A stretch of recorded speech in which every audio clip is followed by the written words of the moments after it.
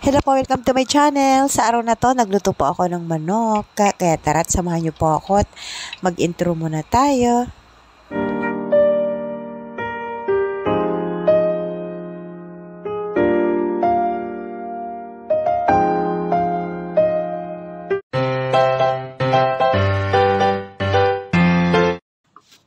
Samahan niyo po ako at mag-marinate tayo ng manok. So, ito yung aking ginawang pagmamarinate. Naglagay po ako dito ng potato starch. Potato starch po yung ginawa ko. Bali, naglagay lang po ako dito ng isang itlog, paminta at asin. At syempre yung ating pangpalasa na kung ano ang gusto niyong pangpalasang seasoning. So, ayan. So, ayan lang po. Tapos, yung aking manok din po ay pinahiran ko rin po yun ng konting konting asin at konting paminta. So, ayan po, medyo malapot ng konti yung aking tinitimpla. Kaya naglagay po ako ng konting fresh milk. Ayan. So, ayan po, umpisahan ko na po ito na ilubog isa-isa. Ayan o, ganyan. Pagkatapos ko po itong ay ma-marinate, lulubog ito isa-isa. Hindi ko pa po ito ipiprito kaagad. Bali, ma-marinate ko pa po ito ng 3 to 4 hours at lalagay ko sa ref. At pagkalagay, kailangan kasi na malamigan ito. So, ayan, lalagay ko po muna ito sa ref. Palamigin ko din muna habang hinihintay ko na ma-marinate. Para hindi na po ako maglalagay ng yellow kasi yun din ang isang sikreto din po para malutong yung ating fried na gusto nating malutong. Gusto nating malutong yung ating piprito. So, ayan po, potato starch yung ating gagamitin, tapos malamig po siya. At malamig po yung inyong gagamitin na pangtimpla dito. So, pwede rin maglagay ng lagay ng yellow. Ayan, bago iprito. Pero ako, hindi na po ako naglagay ng yellow kasi nga, yun nga, sabi ko nga, ini-marinate ko to. Ito nilagay ko po sa ref. So, malamig na malig po ito bago ko po ipiprito. So, ayan po, ito na po yung ating na marinate. After 4 hours po, ayan, piprito ko na po ito isa-isa. At syempre, siguro din po natin na mainit na yung ating mantika bago natin ilagay isa-isa rin po. So, ayan po, iprito na po natin ito isa-isa. Samahan niyo po ako na magprito at iprito po natin ito hanggang sa matapos po ako. So, ayan po, hindi po malakas yung aking apoy dito. Lang po siya. Medium lang. Huwag malakas para hindi po masunog agad at hindi pa luto yung ilalim. So, mahina lang din po yung apoy. Yung tama lang po. At pagkatapos ko po ito iprito, lahat, pagpapahingahin, palalamigin ko po ito ng mga 15 minutes. So, ganyan, 10 to 15 minutes. At i-double fry ko po ito ulit.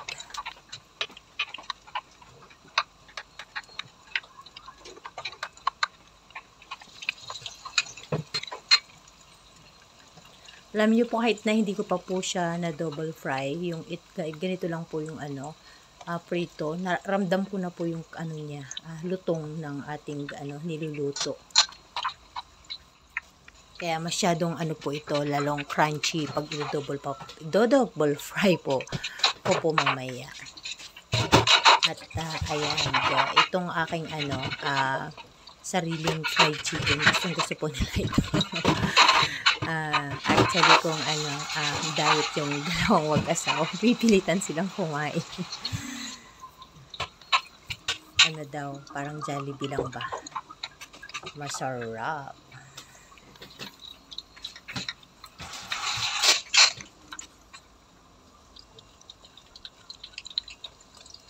Yan po, pag binababaliktad ko po siya ng ganito, ramdam ko na po yung lutong niya. Balik-baliktarin ko lang po ito para hindi po sunog agad.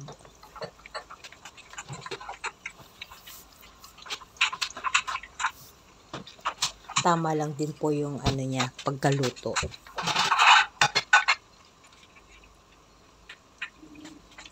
So, ayan po, habang naghihintay po tayo. Yan, diba, brown na siya. Syempre, don't forget to, like, share, comment, and subscribe po kayo. Pa-subscribe na lang po kung hindi pa po kayo nagsasubscribe dyan. At syempre, don't forget to click the notification bell po para updated po kayo sa lahat ng mga videos na ina-upload ko po. Yan. Tumutunog-tunog na po yan kasi lumalabas na po yung niya, yung dugo-dugo sa loob. So, magandang sign po yan na naluluto na po yung loob. May sign talaga yun. Kung gusto niyo pong pwede rin niyo pong sugatan yung ibang site para maano yung sa gitna. Pero sa akin hindi na po. Basta mahina lang po yung aking apoy para hindi po mabigla. At sure na naluto po yung loob. So, ayan. Okay na po ito. At tulad nga po ng sinabi ko po kanina, itatabi ko po muna ito at mamaya-maya i-double fry ko po. Meron pa po akong isang batch, bali 2 batch po yung aking ipiprito eh. Yan o. So, ayan, lilinisin ko lang po ito at nang hindi dumikit sa ating bago. So, ayan, ito na po yung aking naiwan pa na 3 na pinrito. Kaya piprito ko po muna ito. Ay, hindi po pala 3. Kasi may wings po pala.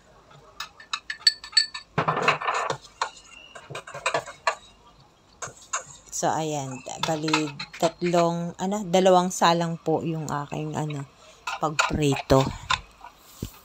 So, ayan po, shoutout po sa lahat ng mga bagong natin dyan, subscribers. Maraming salamat pong muli sa inyong patuloy na pagsuporta po at sa inyong walang sawang panunood sa lahat ng mga videos na ina-upload ko po. Maraming salamat po muli sa inyong lahat.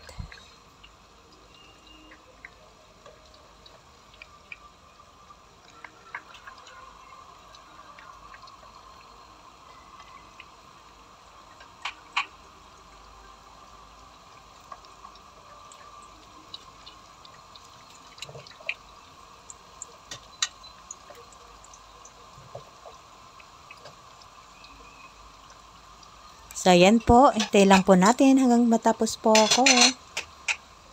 Maraming salamat po muli sa inyong lahat.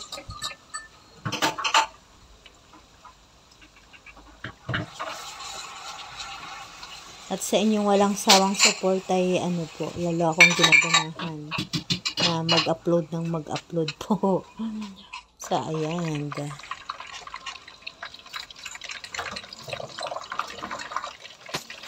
So, ayan po, balik-baliktarin ko lang po ito at malapit na maluto yung ating second batch. So, ayan, yung tunog na ganyang tunog na yan, malapit na po maluto din yan. Tulad po, sabi ko po kanina, ganyan na tunog, malapit na. So, yung na lang, gitnang-gitna na lang po yung ating niluluto. Gitna ng ating niluluto. Ano ba yun?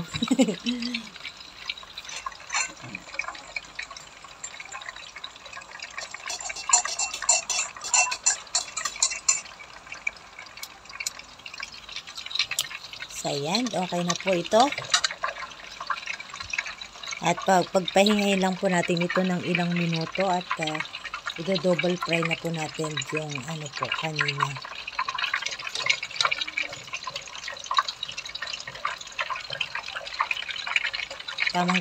Tamang-tama po, nakapagpahinga na rin po yung yung una. So, hintay lang po natin. So, ayan po. Pinainit ko po muna yung mantika. Mainit na po yan. At saka malakas po yung aking apoy dito. Okay lang po na malakas lang po yung apoy dito kasi yun nga, pang double fry lang yan. Madalian lang din po ito. So, ayan. Ramdam na ramdam ko na po talaga yung ano niya, lutong nito.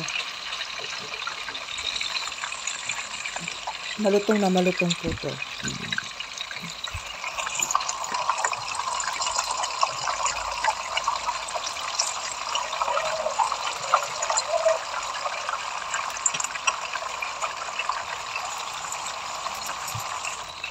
Mas maganda po kung ano, malakas yung apoy pag ganitong double fry na. Pero syempre, bantay-bantayan para hindi po masunog. At saglit lang din po ito.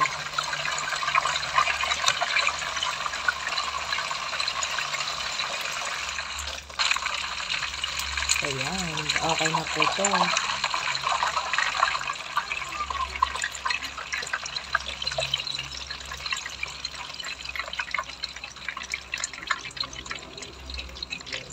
Alam niyo po, sa totoo lang, yung unang prito ko po, gusto na nilang kainin. Kaya lang sabi ko, wag muna. I-double fry ko po muna yan para lalong malutong pa ako. Kasi habang nagpiprito po ako niyan, naaamoy na nila.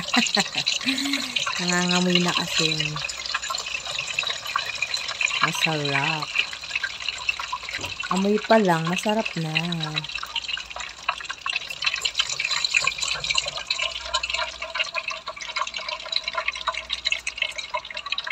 Yan o.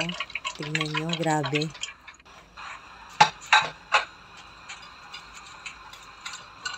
So, isusunod ko po yung pangalawa. At ganun din po yung aking pagprito. Siyempre, malakas lang po yung apoy ko dyan.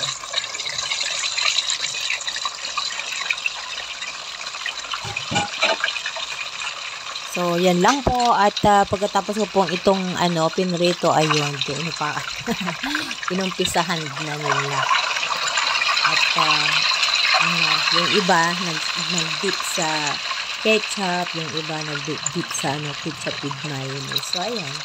Kanya-kanyang kanya-kanyang gumawang sausawan nila. Kaming gusto. Kaya lang po, maraming salamat pong muli sa inyong walang sawang pagsuporta. Maraming salamat po sa inyong panunood palagi sa lahat ng mga videos na-upload ko po. Yan, tapos na po tayo na magprito. Ayan po, thank you for watching again. Bye, God bless. See you po sa susunod ko pong videos. Ito na po yung ating, yan o. O, diba? Naririnig nyo? Kaya na po tayo. Bye! God bless everyone! See you po sa sunod ko pong videos.